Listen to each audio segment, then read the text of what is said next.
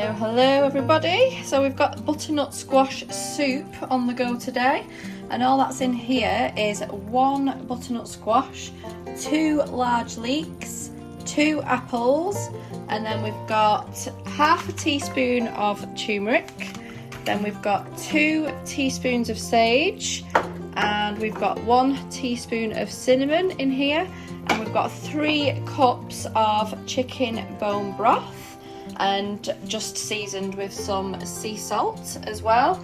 And we cooked it all in some of this. It was 2 tablespoons of coconut oil, and then we're just letting it simmer down now for about 10 to 15 minutes. Once that's all simmered, we can then we'll let it rest for 10 to 15 minutes, and then we transfer all of it into a blender, blend it up really nice, and then hopefully we'll see if we've got some really tasty butternut squash soup. And all you do next, once this has cooled down for a little while, you transfer little bits at a time into here, and then boom it up, and then put it in the tin for later.